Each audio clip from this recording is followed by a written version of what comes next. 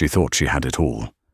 The man, the money, the first-class ticket to paradise. But when Amber sauntered onto the gleaming private jet, she found one obstacle: the quiet wife of her lover. What starts as a power play at 40,000 feet becomes the most devastating humiliation of her life.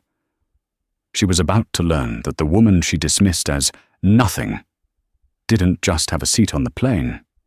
She owned the entire airline.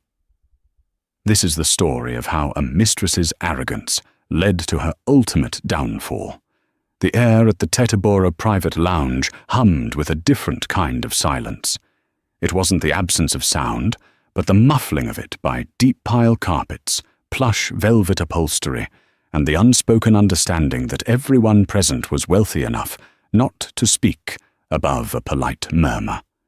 Amber, however, had never been good with polite murmurs. She checked her reflection in the gold-leaf mirror, adjusting the strap of her crimson Prada dress. Her blonde hair, the product of a 6-hour salon visit, cascaded over her shoulders. She was, in a word, immaculate, a predator draped in luxury. Her phone buzzed. A text from Gregory. "Just landed. Walking over. You better be ready." A slow, satisfied smile spread across her face. Ready. She'd been ready for this her entire life. Gregory Fordham was her ticket, not just to this lounge or the waiting Gulfstream G700 outside, but to everything. He was a titan of finance, a shark in a Zegna suit, and he was, for all intents and purposes, hers.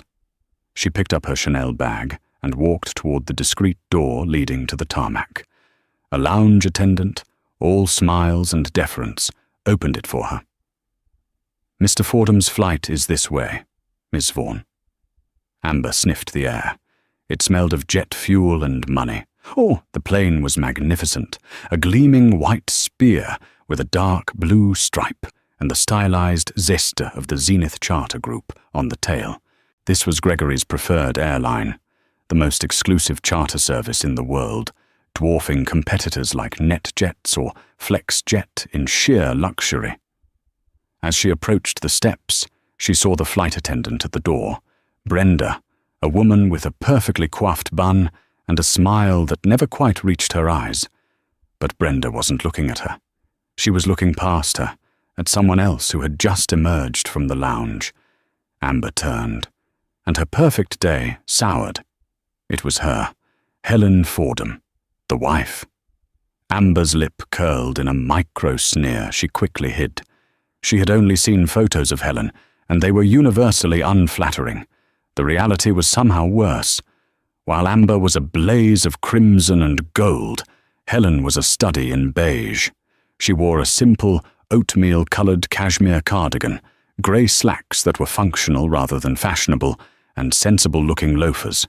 Her brown hair was pulled back in a simple, severe bun, and her face was scrubbed clean of makeup. She looked less like the wife of a billionaire and more like his moderately paid accountant. Helen was carrying her own small, rolling suitcase, struggling slightly with the wheel as it caught on the tarmac. He brought her? Amber's mind reeled. He's bringing his dowdy little wife on our trip. This was supposed to be their anniversary, the anniversary of the day they'd met, while Helen was presumably at some pathetic charity luncheon. Rage, hot and sharp, flared in Amber's chest. But then, a new, delicious thought replaced it. This wasn't a problem. This was an opportunity, a chance to establish, once and for all, who the real woman in Gregory's life was. Amber glided forward, her heels clicking decisively. She stopped directly in front of Helen, forcing the older woman to halt. "Helen, isn't it?" Amber said, her voice dripping with faux sweetness. She didn't offer a hand. Helen looked up, her eyes, a surprisingly clear, steady blue, meeting Amber's. "Yes, and you are Amber." It wasn't a question. "I am," Amber beamed, making a show of looking her up and down. "Oh, goodness, Did Gregory forget to tell you where you were going?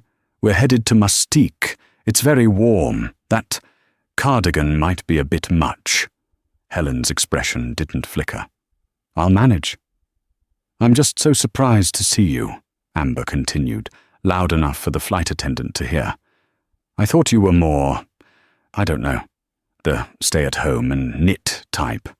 But good for you, getting out. It's so important for people in your position to see the world." She was baiting her, insulting her, calling her a charity case.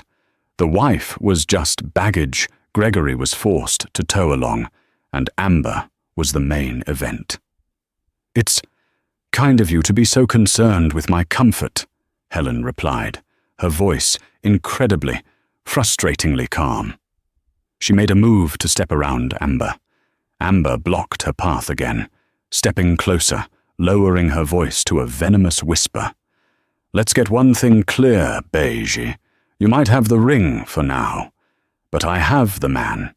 You're a guest on my trip. Try to remember that. Sit in the back, read your little book, and don't get in the way. Maybe Gregory will throw you a souvenir." Amber felt a thrill of victory. She had drawn the battle lines. She watched Helen's face, waiting for the tears, the anger, the satisfying crack in her composure. Helen simply held her gaze for a long, silent moment. The sound of the jet's auxiliary power unit filled the void. "Are you quite finished?" Helen asked, as if inquiring about the weather. Before Amber could retort, a booming voice cut across the tarmac. "There you are." Gregory Fordham strode into view, all teeth and testosterone, his phone already pressed to his ear. "No, you tell Johnson if he can't close by Friday. The whole deal is dead. I don't care. Dead!" He clicked the phone off and shoved it into his pocket, his smile returning instantly as he looked at Amber. "You look like $1 billion, baby," he said, kissing her fully on the lips, a deliberately theatrical gesture for Helen's benefit. He then turned to his wife. The smile vanished. "Helen." It was a cold, flat acknowledgement. "You're here. Good. Get on the plane. Don't cause a scene." "Hello, Gregory," Helen said, her voice still impossibly neutral. "Come on, Amber," Gregory said, slinging an arm around her waist and guiding her toward the stairs, leaving Helen standing alone on the tarmac. Amber looked back over her shoulder and gave Helen a triumphant, pitying smirk. Helen, she noted, hadn't moved. She just watched them, her face unreadable. As Amber stepped into the cabin, the scent of fresh roses and rich leather hit her. "Brenda," she trilled at the flight attendant, "I'll have a glass of the good champagne before we even take off, and make sure my guest," she gestured back toward Helen, "has plenty of water. She looks a bit dehydrated." Brenda, the flight attendant, smiled that plastic smile. "Of course, Miss Vaughan." Amber settled into the plush cream leather seat, sinking into it with a sigh of pure bliss. This was her world, and Helen was just a ghost haunting it. The cabin of the Gulfstream G700 was less an aircraft interior and more a penthouse apartment that defied gravity. Polished walnut, cream leather, and brushed gold fixtures gleamed under the soft, adjustable lighting. Amber kicked off her Louboutins and stretched her legs, accepting the fluted glass of champagne from Brenda. Helen boarded moments later, quietly stowing her own small bag in the overhead compartment, a task Gregory didn't even bother to watch, as he was already on his satellite phone again, shouting at someone named Johnson. "Helen," Gregory barked, holding a hand over the receiver. "Sit, over there." He pointed to a single seat at the very back of the main cabin, near the galley and the lavatories. It was clearly the least desirable seat. Amber watched, sipping her champagne. This was perfect. The wife, banished to the back. Helen, without a word of protest, walked to the back, sat down, and buckled her seatbelt. A moment later, she pulled a worn, dog-eared paperback from her handbag. "Pathetic," Amber muttered to Gregory, who had hung up his call. "What's that, baby?" he asked, loosening his tie. Her. Sitting back there like a servant. "Why did you even have to bring her?" "You said this was our trip." Amber pouted, running a manicured nail down his lapel. Gregory sighed, his eyes hard. "Shareholder business, Amber. Annoying but necessary. There's a spousal retreat on Mystique I'm supposed to attend with her for one of my bigger investors. She's just paperwork, a prop. The real trip," he said, kissing her neck, "is with you. You're the one in the master suite. She's in the guest cottage, if she's lucky." This mollified Amber. A prop. She liked that. She was the star. Helen was the background extra. The engine spooled up, and the G700 accelerated down the runway with a powerful, smooth surge. Within minutes they were airborne, climbing above the grey haze of New Jersey. Once they reached cruising altitude, the performance began. Amber was determined to make the next 5 hours as uncomfortable for Helen as possible, and as validating for herself as she could. She laughed loudly at Gregory's jokes. She fed him a chocolate-covered strawberry from the exquisite platter Brenda served. She draped her legs over his lap, whispering in his ear and kissing him deeply, all while knowing Helen was just a few rows back. She decided to take a series of selfies. She angled her phone, capturing the luxurious cabin, the champagne, and Gregory's adoring gaze. In one shot, she deliberately angled it to catch the background. There, just visible in the frame, was Helen, a blur of beige, engrossed in her book. Amber typed out a caption for her private Instagram story, reserved for her closest frenemies. "Finally heading to paradise with my man. Had to bring the excess baggage, LOL. Some people just don't know when their time is up." Winning. First class life. She hit send, feeling a rush of adrenaline. About an hour into the flight, Gregory fell asleep, his head tilted back, snoring softly. The cabin grew quiet, save for the hum of the engines. Amber was bored. She unbuckled and decided to stretch her legs and pay the prop a little visit. She sauntered to the back of the plane, pretending to be heading for the lavatory. Helen didn't look up from her book. "Enjoying the flight?" Amber asked, leaning against the bulkhead. Helen finished her page, then slowly looked up. "It's very smooth." "Zenith is the best," Amber said brightly. "Gregory, of course, only flies the best. He's one of their biggest clients. They treat him like royalty. We," she corrected herself, "get anything we want." Helen's gaze was unsettling. It wasn't fearful or angry. It was analytical, as if Amber were a bug under a microscope. "That must be very convenient for you," Helen finally said. "Oh, it is," Amber purred. "It's amazing what men will do for women they're actually passionate about. All this," she gestured around the cabin. "This is what real love looks like. Not whatever it is you have. A piece of paper? A shared Christmas card list? It's so quaint." Amber was trying to get a rise out of her, a single tear, a tremor in her voice. Anything. Helen just bookmarked her page. "Are you insecure, Amber?" Amber physically recoiled. "What? I have everything. Look at me. Look at you. Who on this plane looks insecure?" "People who are secure don't need to announce that they're winning," Helen said, her voice still quiet, but with a new, sharp edge that hadn't been there on the tarmac. "They just win. You seem to be working very hard to convince yourself of something." Amber's face flushed with anger. "You pathetic, dried up. You think you're wise? You're a joke. You're a doormat. Gregory is wiping his feet on you, and you're just sitting there, reading a book. And you are, what exactly? The new expensive welcome mat? Be careful, dear. Mats get replaced when they get dirty." "I am the future," Amber hissed, losing her composure, her voice rising above the engine hum. I'm the one he's building a life with.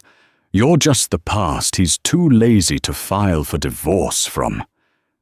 The sleeping Gregory stirred at the front of the cabin. "Amber, what's going on back there?" Amber shot a look of pure hatred at Helen, then composed herself, strutting back to her seat. "Nothing, darling. Just getting a drink. The guest was just sleeping." She sat down, fuming. The little beige mouse had claws. The audacity of her! Amber stewed in her seat, her victory on the tarmac now feeling hollow. She needed to regain control.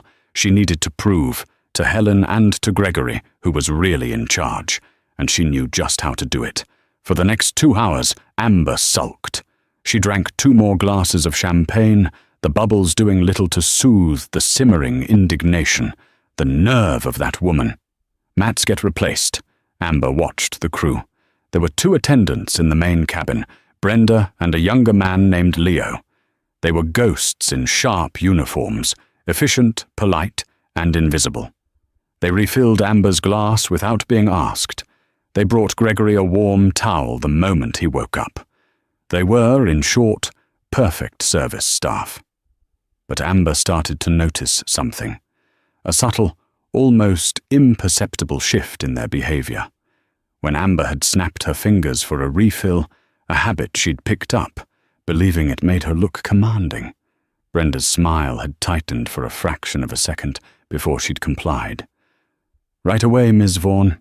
When Gregory had tossed his used napkin onto the floor, Leo had picked it up with a smile, but his eyes were flat. Their deference was professional, but it felt brittle, strained. Then Amber watched as Brenda approached Helen's seat in the back. Amber had to crane her neck to see. Brenda leaned down, not with the efficient, curt posture she used for Amber, but with a genuine, gentle incline. "Ms. H," Brenda said, her voice too low for Amber to hear the words, but the tone was entirely different. It was soft, respectful. Amber saw Helen smile, a small, genuine smile, and nod, gesturing to her empty water glass. Brenda returned a moment later, not with a standard plastic bottle, but with a tall glass of what looked like sparkling water with a twist of lime, served on a small, linen-wrapped tray. Amber's eyes narrowed. "Miss H? What kind of nickname was that?" It sounded familiar. Familiar and deferential. Not the kind of pitying nickname you give the sad wife. It sounded like respect. Amber dismissed it. They probably just feel sorry for her. The poor, cheated-on wife. They're giving her the pity treatment. The thought made her feel superior again. But the seed of doubt had been planted. Gregory was back on his phone, his voice tense. "I don't care what the margin call is. Move the funds from the Singapore account. Just handle it, damn it." He looked stressed, dark circles under his eyes that his tan couldn't hide. "Trouble in paradise, darling?" Amber asked, running her foot up his leg. "Nothing you need to worry about, baby," he said, patting her knee distractedly. "Just market fluctuations." He didn't seem like the confident shark she'd met. He seemed desperate. Amber turned her attention back to the cabin crew. She decided to test a theory. She pressed the call button. Leo appeared instantly. "Yes, Miss Vaughan?" "I'm cold," Amber announced. "The air is too high. Turn it up." "Certainly, Miss Vaughan. I'll adjust the cabin temperature immediately." He disappeared toward the cockpit. A few minutes later, Amber didn't feel any warmer. If anything, the air felt a tiny bit cooler. She fumed. She was being ignored. She pressed the button again, harder this time. Brenda appeared. "Is there a problem, Miss Vaughan?" "I told him," Amber snapped, "that I am cold. It's freezing in here. I want a blanket, a thick one, and I want the heat turned up. Now." Brenda's professional smile remained plastered on. "Miss Vaughan, The cabin temperature is set for optimal comfort. I'd be happy to bring you a pashmina. I don't want a pashmina. I want the heat turned up. I'm afraid any significant change to the cabin temperature requires me to check with all our guests first, as it can affect cabin pressure and comfort, Brenda said smoothly. Then check. Amber gestured to Gregory, who was rubbing his temples, and then back to Helen. It's just us. Go ask her. Brenda nodded. Thank you, Miss Vaughan. I will do just that. Brenda didn't walk to Gregory. She didn't walk to the thermostat. She walked directly to the back of the plane, to Helen's seat. Again, she leaned in. Amber watched intently. This was not the behavior of an attendant asking a prop for permission. This was the behavior of an attendant asking a host. Brenda spoke to Helen for a long moment. Helen listened, then shook her head, saying something brief in reply. Brenda returned to Amber's seat. Her smile was still in place, but it looked like it had been carved from ice. My apologies, Miss Vaughan, Brenda said, her voice crisp. We are unable to adjust the cabin temperature at this time. However, she produced a thick cashmere throw, the color of clotted cream. I have this for you. It's brand new. Amber snatched the blanket. This is ridiculous. Gregory, are you hearing this? They're refusing to turn up the heat. Gregory, deep in a financial report on his laptop, just waved a hand. Just take the blanket, Amber. Stop making a fuss. Amber shrank back, humiliated. Stop making a fuss? He was taking their side over hers? Over the heat? She wrapped the blanket around herself, her face burning with a mixture of anger and a new, unfamiliar feeling. Confusion. Something was wrong. The dynamic was off. The staff was being polite, but they were defying her.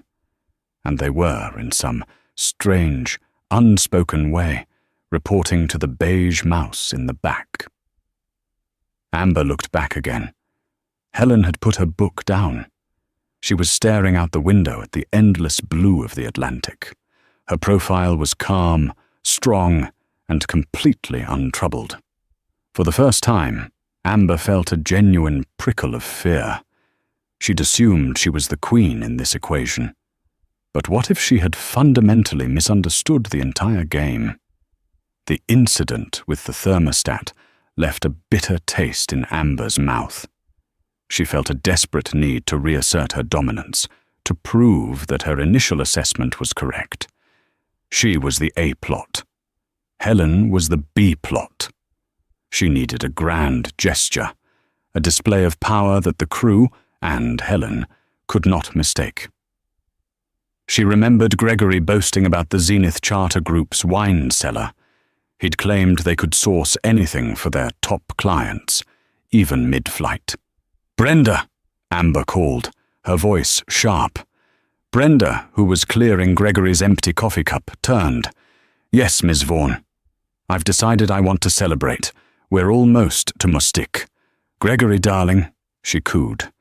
"We should have a proper toast." Gregory, who had just closed his laptop with a stressed sigh, looked grateful for the distraction. "Good idea, baby. Whatever you want." Amber turned back to Brenda, a sly, victorious smile on her face. "I want the 1998 Dom Perignon Rosé Gold. I know you have it. Gregory has had it on this plane before." This was her checkmate.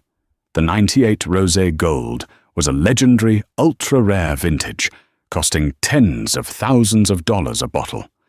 Ordering it was not a request. It was a declaration of status. It was the kind of thing only a king like Gregory could command. Brenda's professional smile didn't just tighten. It vanished. For a split second, she looked startled. Then, the mask was back.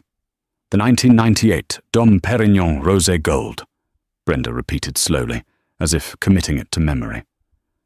"An excellent choice, Miss Vaughan. Please, wait one moment." She disappeared into the galley. Amber sat back, her smirk returning. There. Let the mouse in the back hear that. She was already picturing the magnificent, gold-plated bottle, the pop of the cork, the look of envy on Helen's face. Gregory seemed to relax. Now that's what I'm talking about. Good call, Amber. A minute passed. Then 2. Amber's smirk began to fade. What was taking so long? Was she arguing with the pilot about it? Brenda re-emerged from the galley. She was empty-handed. Miss Vaughan, Brenda began, her voice a low, formal monotone. I'm afraid the 1998 Dom Perignon Rosé Gold is not available for service. Amber's blood ran cold, then hot. Not available? What do you mean, not available? I just told you. Gregory has it all the time. My apologies, but that specific bottle is part of a private manifest. It is allocated. Allocated? Allocated to who? Amber demanded, her voice rising to a shriek. We are the only passengers. Are you telling me the pilots are drinking it? Gregory, seeing his prize and his status slipping away, sat up straight. His titan of industry voice returned. Now listen here, Brenda. I am paying over $100,000 for this flight. If my guest wants that champagne, she gets that champagne. I don't care what manifest it's on. Go and get it. That's an order. He said it with a finality that usually made assistants and subordinates scurry. Brenda didn't scurry. She stood her ground, her hands clasped in front of her. Sir, she said, addressing Gregory directly, her voice respectful but iron firm. I cannot. That bottle was provisioned by special request by the owner. It is not part of the standard client cellar. It is from the owner's personal stock, and it is reserved. Amber burst into a high, hysterical laugh. The owner? You think the owner is on this flight? What is he hiding in the cockpit? Gregory looked furious. This is an outrage. I am Gregory Fordham. I spend millions with this company. I am your owner, for all intents and purposes.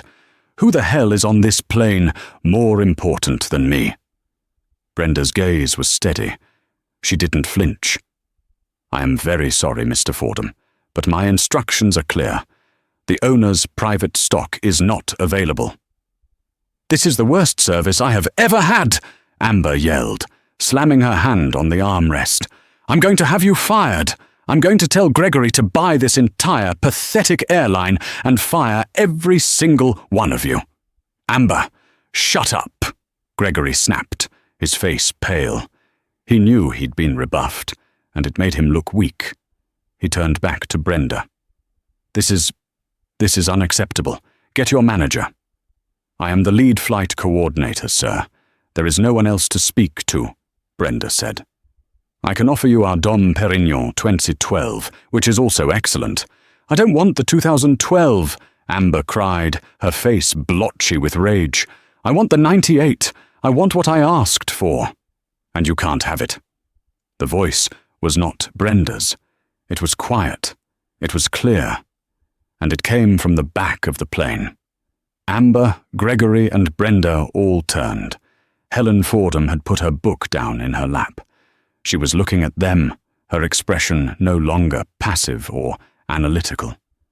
It was one of mild annoyance, as if they were toddlers throwing a tantrum. What did you say?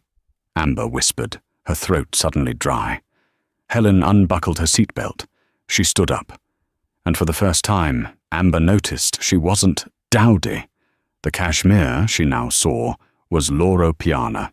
The simple loafers were handcrafted by Brunello Cucinelli. The beige outfit probably cost more than Amber's entire crimson ensemble. Helen walked slowly up the aisle, her movements fluid and sure-footed, despite the slight hum of the aircraft. She stopped next to Brenda, standing shoulder to shoulder with the flight attendant. She looked at Amber, then at her husband. I said, Helen repeated, her voice perfectly modulated, you can't have it. Because, as Brenda correctly stated, it's mine. The silence in the cabin was absolute, broken only by the faint whistle of air passing over the wings. Gregory stared, his mouth slightly open. "Helen, what? What are you talking about? It's yours? Did you steal it from the galley?" Amber let out a choked sound, a cross between a laugh and a gasp. "Oh my God! Are you a klepto? You're stealing champagne now.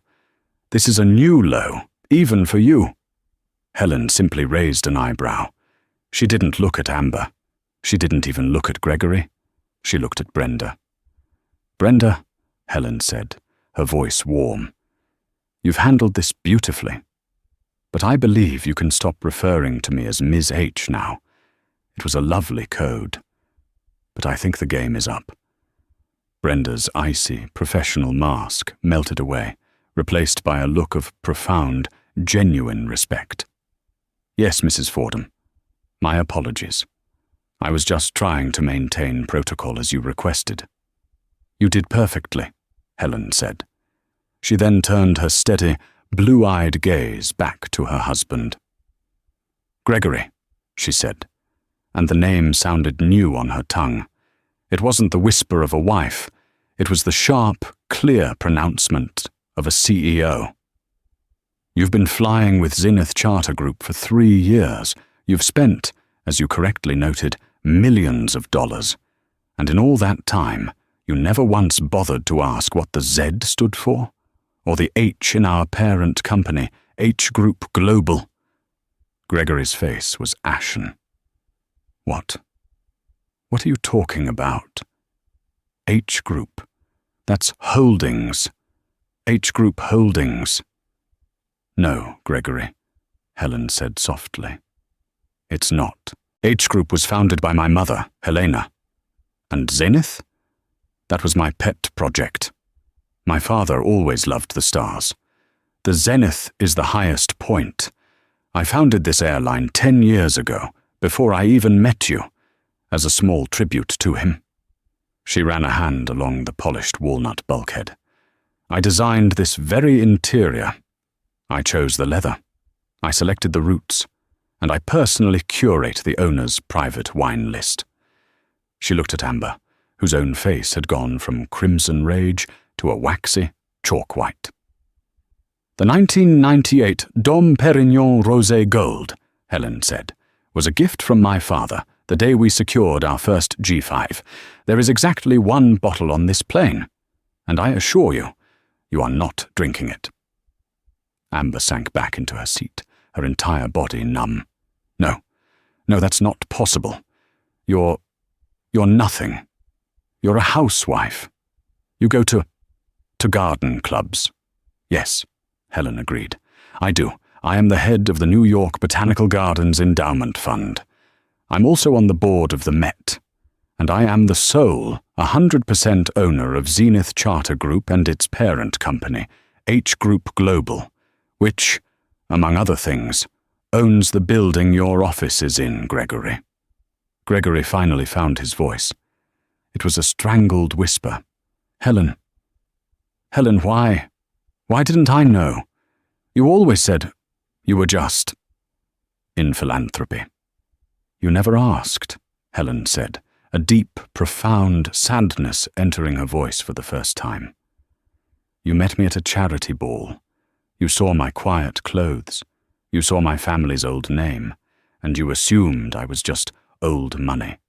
You assumed I was a relic, a simple, quiet prop you could use to look respectable, while you behaved like this."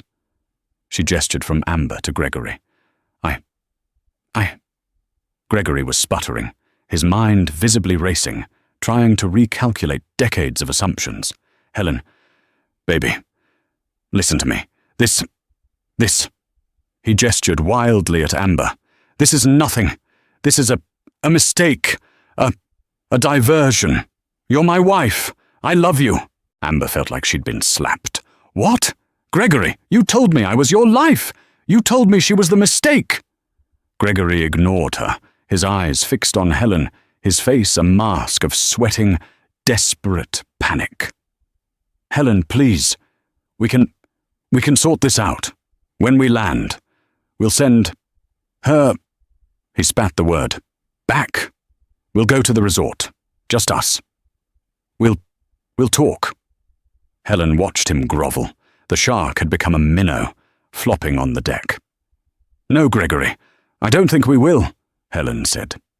"You see, I've known about Amber for 6 months. I've known about the Singapore accounts for a year. I've known about the margin calls and the fact that you've been desperately and illegally trying to leverage my personal assets you still don't have access to cover your own catastrophic business failures." She walked over to the galley. Brenda, anticipating, had the 98 rosé gold waiting. It was, as Amber had noted, in a stunning gold-plated bottle. Helen took a clean flute from Brenda. "Thank you, Brenda. I think I will have that glass now." Brenda smiled. "My pleasure, Madame Chairman." Helen turned back to the frozen duo. The pop of the cork was the loudest sound Amber had ever heard. Helen poured a glass of the pale, bubbling pink champagne. "You see, Gregory," Helen said, taking a delicate sip, "this trip was shareholder business. I am the main shareholder of your company, or I was. As of 9 a.m. this morning, my board invoked the morality clause in your contract and voted for your removal. The spousal retreat on Mustique was a fiction, a way to get you and your excess baggage on my plane in international airspace where you couldn't cause a scene." She looked at Amber. "You're right about one thing. You are on this trip as a witness." Gregory Fordham's face went through a rapid, grotesque series of transformations, from ashen panic to purple rage, and finally, to a sickly, defeated green. You can't," he stammered, his bravado utterly shattered. My company? I built that from nothing." "You built it," Helen corrected, "with a $50 million seed loan from H Group Global, a loan which, I might add, is now in default. You haven't built anything in a decade, Gregory. You've just been spending on parties, on apartments you don't own, on her." Amber, who had been frozen in a state of shock, suddenly found her voice. It was high and thin. "Me? What about me? Gregory, tell her you love me. Tell her she's lying." Gregory didn't even look at her. His entire universe had collapsed, and his eyes were fixed on the only person who mattered, his wife. "Helen, please," he begged, actually getting up from his seat and moving to kneel in the aisle beside her. "Helen, I'm so sorry. I was a fool, a blind, arrogant fool. You are everything. She's a cheap, gold-digging. She means nothing. I'll end it. Right now. I'll tell her to get off the plane. We can fix this. I can fix this." Amber felt the last of the air leave her lungs. She was the one being thrown away. She was the excess baggage. "Get off me, Gregory," Helen said, stepping back from his grasping hands with revulsion. "It's too late for that. It's been too late for a very long time. Did you really think I was that quiet? That simple? That dowdy?" She was using Amber's insults. "I let you think that," Helen continued, her voice like ice. "I let you think I was happily knitting and gardening while you played the big, important man. It was a test of your character. And you have failed, Gregory. You haven't just failed. You have failed so spectacularly that you will be a case study in business schools for decades." She took another sip of her champagne. "While you were buying Prada," she glanced at Amber's dress, "and leveraging company assets for your little side piece, I was quietly moving. Every asset you thought you had access to was systematically insulated. The accounts you've been draining, they were decoys I set up 6 months ago filled with just enough money to keep you busy and to provide a very clear, very damning paper trail of embezzlement for the SEC. The real money, my father's money, my mother's money, has been in a blind trust since the day we married. A trust, I might add, that you have no legal claim to, especially not after, well, all of this. Gregory had crawled back to his seat. He was breathing heavily. You trapped me." "No," Helen said. "You built the cage, Gregory. I just let you lock yourself inside it." Suddenly, Amber, in a fit of pure, unadulterated panic, realized her own position. Her billionaire boyfriend wasn't just not a billionaire. He was broke. He was a criminal. And she had just spent 5 hours insulting the actual billionaire. "Wait! Wait!" Amber shrieked, scrambling up. This isn't my fault. He told me you were nothing. He lied to me. I'm a victim here too." She looked at Helen, her eyes wide with desperation. "Please, I didn't know. I would never. I mean, you're amazing. What you did, it's genius. We should be friends." Helen looked at Amber, and for the first time, Amber saw what she had mistaken for quiet and beige. It wasn't weakness. It was a stillness, a deep, cold, and absolute power. "Friends?" Helen replied, a small, mirthless smile playing on her lips. "I don't think so. You're not a victim, Amber. You're a co-conspirator. You knew he was a married man. You gleefully participated in his humiliation of me. You drank his champagne, you wore his clothes, and you sat in my plane, insulting me. You didn't care about the right or wrong of it. You only cared that you were winning. And now you've lost." The intercom crackled. It wasn't the pilot's voice. It was Brenda's. "Ladies and gentlemen, we are beginning our initial descent. However, there has been a change in our flight plan. We will not be landing in Mustique. We will be landing at Westchester County Airport in White Plains, New York. We will be on the ground in approximately 20 minutes. Amber's head snapped to the window. The endless blue ocean was gone. Below them, shrouded in the late afternoon haze, was the distinct shoreline of the Long Island Sound. They weren't in the Caribbean. They had just flown in a large, pointless circle. "What? New York?" Amber shrieked. "We're back in New York. We didn't go anywhere." "Oh, we went somewhere," Helen said, returning to her seat, her original seat in the back. "We flew out over international waters, far enough for my legal team to file the injunctions, freeze your accounts, and remove you from the company board without you being able to interfere. And now, we're home." Gregory was rocking back and forth, muttering to himself. "My office, the building, oh God, the funds, Johnson. I have to call Johnson." He fumbled for his satellite phone. "I wouldn't bother," Helen called from the back. "Mr. Johnson has been cooperating with my forensic accounting team for 3 weeks. He's the one who gave us the final piece of evidence. He's probably signing a witness protection agreement as we speak." Gregory's hand froze. He looked at the phone in his hand as if it were a snake. His entire world, his empire, his mistress, his wife, all of it, had been an illusion, orchestrated by the one person he had never, ever taken seriously. The descent was heavy with a silence, thicker than the clouds they were passing through. The luxurious cabin, which had so recently been Amber's stage for triumph, had become a soundproofed tomb. Every faint creak of the fuselage, every subtle shift in the engine's whine, felt magnified, echoing in the dead air between the 3 passengers. Amber sat rigid, her hands clamped so tightly on the cream leather armrests that her knuckles were white. Her gaze was fixed on the bulkhead in front of her, but she saw nothing. Her mind was a frantic blur of calculations, a desperate search for an angle, an escape, a way to rewind time. But there was none.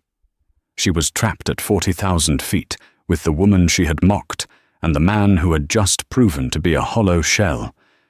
Gregory was in a worse state. He was completely catatonic. His face, which had cycled through panic and rage, had settled into a mask of waxy, sweaty ruin. He stared at his own reflection in the polished walnut table, his breathing shallow. He was a man who had been playing chess, only to find out his opponent was playing a different game entirely, one she had already won before he even sat down. And in the back, Helen had resumed reading her paperback book. The sight of it was the most terrifying thing Amber had ever witnessed. She was calmly turning pages, as if she were on a commuter train, not concluding a hostile takeover of her husband's life in mid-air. The Gulfstream G700 touched down on the runway at Westchester County Airport with a barely perceptible bump. The landing was, as always, impossibly smooth, but the thud of the wheels on the tarmac felt like a gavel striking, a final judgment. They weren't in Mustique. They weren't in paradise. They were back in New York on a grey, overcast afternoon. The plane didn't taxi to the sleek, glass-walled private terminal where Amber had boarded, a place humming with quiet prestige and waiting limousines. Instead, it rolled, and kept rolling, to a remote, isolated part of the airfield. Amber finally forced her head to turn to the window. She saw no plush lounges, only a chain-link fence, a small, featureless utility building, and a vast, empty stretch of grey concrete. The engine spooled down. The sudden, encompassing silence was louder than any of Gregory's rants had been. The fasten seatbelt sign pinged off. "Thank you for flying Zenith Charter Group." Brenda's voice came over the intercom, her tone once again bright and professional, as if this were the most normal flight in the world. "The local time is 4:52 p.m. Please remain seated until the cabin door is open." In the back, Helen placed her bookmark, a simple leather strip, into her book and closed it. She stood, smoothing her Loro Piana cardigan, her movements fluid and unhurried. She picked up her small, simple handbag. Amber finally realized the truth. Helen hadn't been struggling with a rolling suitcase on the tarmac. She'd been pretending to. The bag had been a prop, a piece of her dowdy wife costume, likely left in the lounge. The cabin door opened. The cold, damp air of a New York autumn afternoon rushed in, displacing the climate-controlled luxury. It didn't reveal a red carpet. It revealed a set of stark, metal stairs, the grey tarmac, and two men in dark, conservative suits. They looked like lawyers, or perhaps something more. They were not smiling. Standing a few feet behind them, his presence an unstated threat, was a uniformed officer from the Westchester County Police. Helen walked to the front of the plane. She passed Gregory's seat. He didn't look up, not even when her shadow fell across him. She paused at Amber's row. Amber looked up, her face a ruin. Her perfectly applied makeup was now a blotchy, tear-streaked mess. Her crimson dress felt garish and cheap. What's going to happen to me?" Amber whispered, the words catching in her dry throat. It was the plea of a child, a final, desperate appeal to the very woman she had tried to destroy. Helen looked down at her. Her expression was not one of anger or even triumph. It was one of cool, detached pity, the look one might give a particularly foolish insect. "That, Amber, is no longer my concern," Helen said, her voice quiet, but carrying utter finality. "You saw this as a game of winning, and you attached yourself to the man you thought was the winner. You hitched your wagon to a falling star. My advice, for what it's worth? Next time, you should have brought your own parachute." She then turned to Gregory. "Gregory." He flinched, a small, pathetic motion. He finally looked at her, his eyes hollow and pleading. My lawyers will be serving you at... Well, I suppose they'll serve you at the police station. They will be handling the divorce and the criminal complaint for embezzlement and wire fraud. I have been advised, for legal reasons, not to speak to you again. Goodbye." Helen turned and walked to the open door, a picture of calm control. She nodded to the men in suits who parted for her like the sea. "Ms. H," one of them said, his voice low and respectful. "The car is ready." "Thank you, Robert," she replied. She walked down the steps, her sensible loafers making a soft, firm sound on the metal. She never once looked back. A black, unassuming Mercedes S-Class, a car that, unlike Amber's rented Ferraris, whispered power rather than screaming for attention, pulled up. Robert opened the door for her. She got in, and the car drove away, disappearing around the side of a hangar. Back on the plane, the two men in suits boarded, their large frames filling the doorway, blocking the light. The uniformed officer remained at the bottom of the steps. "Mr. Gregory Fordham?" the taller one asked. It was not a question. Gregory just nodded, a broken man, his head sinking to his chest. "You need to come with us. We have a warrant for your arrest on several counts of wire fraud and embezzlement. Please stand." Gregory stood, but he seemed to be moving through water. He was stumbling, his legs weak. The officer stepped up into the cabin, holding a pair of handcuffs. Amber watched, frozen, as the officer instructed Gregory to turn around. The man she had called her Titan, her king, the shark she had so admired, put his hands behind his back without a word. The sharp, metallic, click, click, click of the handcuffs ratcheting shut was the only sound. They led him down the aisle, his expensive Xenia suit now hopelessly rumpled, his head bowed in utter defeat. And then he was gone.